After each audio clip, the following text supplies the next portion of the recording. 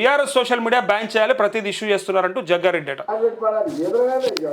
ఇగో social మీడియాని ban చేయాలన్నట. చేసుకోరి, మాకేమక్కరా, చేసుకోరి, దమ్ముంటే చేసుకోరి, లేదా వాళ్ళకి ఇంతగానం ఎందుకు భయపడుతున్నారని ప్రశ్న వస్తుంది. బీఆర్ఎస్ సోషల్ మీడియాకి ఇంతగానం ఎందుకు భయపడుతున్నారు అంటే లేనిపోని కల్పించి చెప్తురానా, లేదా అందులో వాస్తవాలు ఉన్నాయనా, తట్టుకోలేకపోతున్నారా, ఎదుర్కోలేకపోతున్నారా? అరే ప్రతిపక్షంలో ఉన్నోడే గా రేంజ్లో చేస్తుంటే, గాన్ని కథలు పడతా ఉంటే అధికారంలో ఉన్నారు.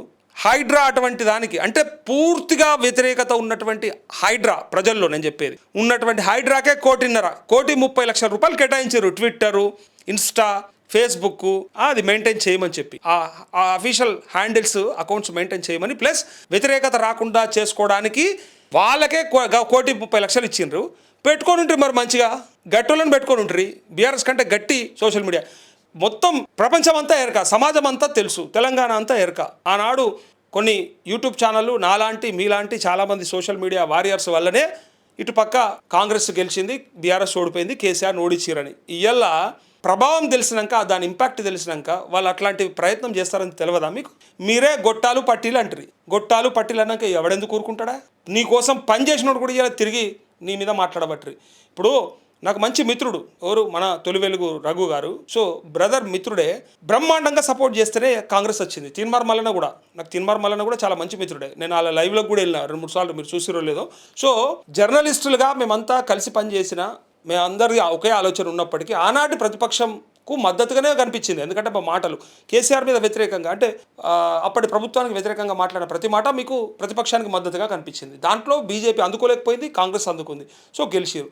కాంగ్రెస్ గెలుపుకు కారణమైనటువంటి మానోర్లే, మా మాటలే, మా ఛానల్లే ఇలా మళ్ళా ప్రతిపక్షంకు వైపు కనిపిస్తూ ఉన్నాయి. ఇలా బీఆర్ఎస్ వాళ్ళు మమ్మల్ని నెత్తిన పెట్టుకుంటారు. బీఆర్ఎస్ వల్ల ఏ సోషల్ మీడియా అకౌంట్ చూసినా మా వీడియోలు కనిపిస్తాయి.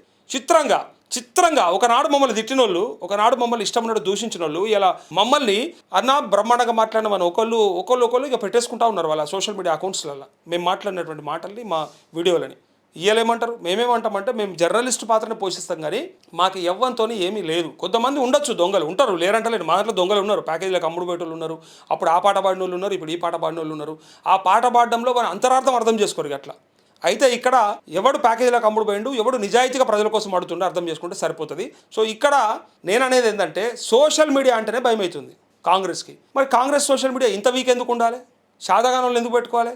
శాతగానులను, సన్నాసులను ఎందుకు పెట్టుకోవాలి? గట్టోళ్ళని పెట్టుకొని గట్టిగా చేయాలి. వాళ్ళు చేస్తే మీరు ఎందుకు ఊరుకుంటున్నారు అని ఇలా కింద కామెంట్లు ఉన్నాయి. జగ్గారెడ్డి మీరు గట్టిగా ఉండకుండా మీరు ఎట్లా మాట్లాడుతున్నారు తెలుసా?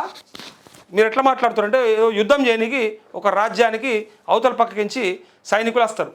వస్తే ఈడ శాతగాక, ఈడున్నోళ్ళు గట్టిగా లేక, ఈడ సైన్యాధికారి మంచిగా లేక ఏమంటారంటే అసలు ఆ రాజ్యాన్నే మొత్తానికి తీసేయాలి, అసలు రాజ్యమే ఉండొద్దు, ఆ సైనికులే ఉండొద్దు అని చెప్తారట. దమ్ముంటే కొట్లాడవయా, నువ్వు తీసుకుపోయి నీ సైన్యాన్ని, నీ దగ్గర ఉన్నటువంటి ఆయుధాలను పట్టుకొని పోయి వాని మీద పోరాటం చేస్తే వాడిని ఓడించి తీరే ప్రయత్నం చేయాలి. కానీ వాడు ఉండనే ఉండొద్దు. ఇది ఎట్లుందంటే పోటీ చేస్తున్న ఆపోనెంట్ని కదా, ప్రతిపక్షంలో ఎవరన్నా పోటీ చేస్తే వాడు ఉండనే ఉండొద్దు, వాడు అసలు అర్హుడే కాదని చెప్పినట్టు ఉంది. వాడు అర్హుడా కాదా ఎవరు తెలుస్తారు? ప్రజలు తెలుస్తారు. దమ్ముంటే నీ సోషల్ మీడియాతో నువ్వు ఫైట్ చేయి. నీకు లేదా సోషల్ మీడియా? మీకు ఉన్నాయి కదా అకౌంట్లు. మీరు కూడా కొంతమంది కుక్కలని నేను అంటా ఉన్నా పెట్టినరని కామెంట్లు ఉన్నాయి, మళ్ళీ నేను అంటున్నా అనుకున్నారు. కొంతమంది కుక్కల్ని మీరు కూడా ఎగదోస్తున్నారు కదా మాలాంటి వాళ్ళ మీదకి.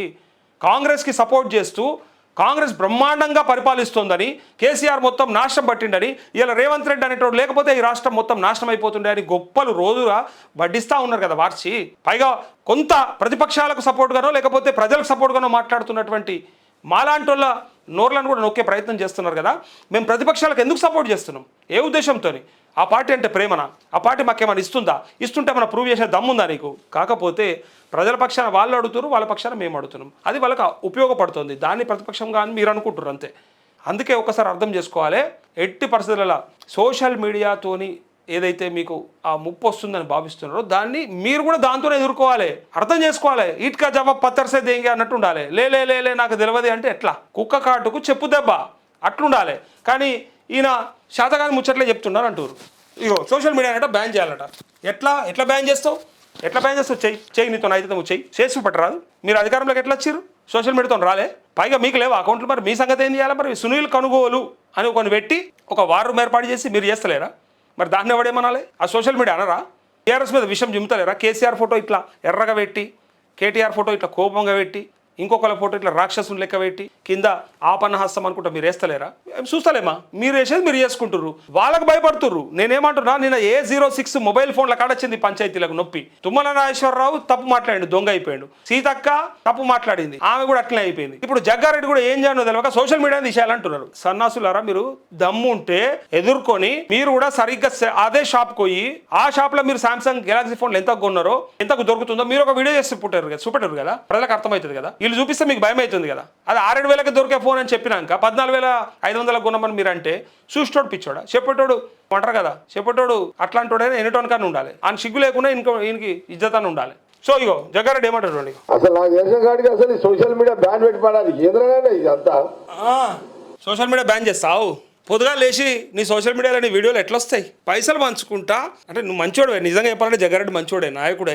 ప్లస్ కొంత ఉన్నట్టు మాట్లాడేటోడే కానీ తిక్కలు ఉన్నాడు సోషల్ మీడియా వాడాడు కాబట్టి దాని ప్రభావం ఏందో తెలియదు కాబట్టి తిక్కలు ఉన్నాడు ఎందుకంటే మనం కూడా మన ఛానల్లో చాలా చెప్పి ఆయన సెక్రటరియట్లో కూర్చొని రివ్యూ చేస్తే ఎమ్మెల్యేవా మంత్రివా కనీసం ఎక్కడైనా ఇన్ఛార్జివా నీకేం అక్కరని సెక్రటరియట్లో కూర్చున్నావని మనం అన్నాం కదా అందుకే ఆయనకు అవన్నీ కూడా తిక్కలేస్తాయి మన ఛానల్లో అది 1 మిలియన్ పోయింది అది మీరు ఆ షార్ట్ ఉంటుంది చూడండి మీరు యూట్యూబ్లో సో ఈయనకేందంటే సోషల్ మీడియా పవర్ తెలుసు కాబట్టి నొప్పి అవుతుంది కాబట్టి మరి ఏ సోషల్ మీడియాను వాడుకొని కేసీఆర్ మీద దుమ్మెత్తిపోసి 1,00,00,000 అని చెప్పిపిచ్చి చివరికి ఆయన దించి మీరు ఎక్కిన తర్వాత నువ్వు ఒడిసిన కత్తే నీకు కూడా దిగుతుందని అర్థం కాలేదా ఇప్పుడు ఆ పదునున్నటువంటి కత్తి అవతలోనికి ఉపయోగపడ్డట్టే అవతలోని పొడిస్తే దిగినట్టే ఆ కత్తి నీకు దిగదా దానికి ఉండదా పదును జర లేట్ ఏమో కానీ పొడుచులు అయితే పక్కనే కదా అదే కదా నువ్వు తీసిన బొందలు నువ్వు వడవా ఇప్పుడు బొందలు తీసిన ఉంటారు మనకు ఎరక మనం ఊర్లల్లో అయితే కాష్టము లేదా బొంద రెండిట్లో ఏదైనా ఒకటి చేస్తారు కదా సో దీంట్లో బొందలు తీస్తాడు అంటారు కదా బొందలు తీస్తాడు కదా ఆయన ఒక బ్యాగర్ ఆయన ఆ బొంద తీసేట ఆయన ఫ్యూచర్లో బొందలకు కూడా దాని మాట దాని సామెత దాని నానుడి అదన్నట్టు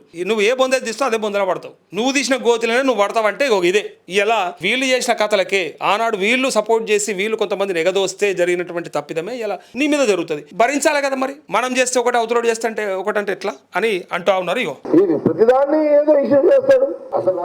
ఎందుకే జగన్న భయం అవుతుందా బీఆర్ఎస్ సోషల్ మీడియా చూస్తే భయం అవుతుందా ఎదుర్కోండి డైరెక్ట్గా ఎదుర్కోర్రి అంత స్ట్రాంగ్ ఉన్నారు వాళ్ళు అంటే నిజం ఉంటేనా లేకపోతే వాళ్ళ దగ్గర ధైర్యం ఉంటేనా లేకపోతే ఎవరికి బెడవకుండా ఎవరికి బెదరకుండా ఉంటేనా జడవకుండా ఉంటేనా అర్థం కావాలి కదా లేదా అబద్ధాలే చెప్తే ప్రజలు నమ్ముతున్నారా మరి అదనే చెప్పారు సోషల్ మీడియా మొత్తము బీఆర్ఎస్ అంతా అబద్ధాలే చెప్తుందా మరి దొంగల వాళ్ళంతా అది కూడా మీరు ప్రూవ్ చేయండి కదా అది నేను చెప్పేది వాళ్ళు చేసే ప్రతి కామెంట్కి మీరు కౌంటర్ ఇవ్వండి కదా మీరెందుకు ఇంత వీక్ ఉన్నారు కోట్ల రూపాయలు మీ దగ్గర పెట్టుకున్నారు కదా మీరెందుకు చేస్తలేరు ఇగో ఇంకో మాట అంటాడు జగ్గారెడ్డి నాకే దిక్కులేదు ముట్టడానికి ఆయనకి ముడతాడు ఇంకా మీకు చెప్పిన పొంగులేటి శ్రీనివాస్ రెడ్డి గారు నేనే నా జిల్లాలో ఈ ఇంచు భూమి కూడా ముట్టలేడని సర్టిఫికేట్ ఇచ్చేసిన ఇక ముడితే నేనే ముట్టాలా నాకు డబ్బులు ఎట్లా ముడతారా ఇక చూసిరా ముడితే నేనే ముట్టాలన్నాక నీ గురించి మాట్లాడరా సోషల్ మీడియా ముడితే నేనే ముట్టాలి సర్టిఫికేట్ క్లీన్ చిట్ ఇచ్చేసిండు మా జిల్లాలో ఏ తప్పిదం జరగలేదని క్లీన్ చిట్ ఇచ్చేసిండు దీన్ని సోషల్ మీడియాలో మరి పెట్టుకొని అడిగేటప్పుడు అడుగుతారు కదా బరాబర్ అడుగుతారు కదా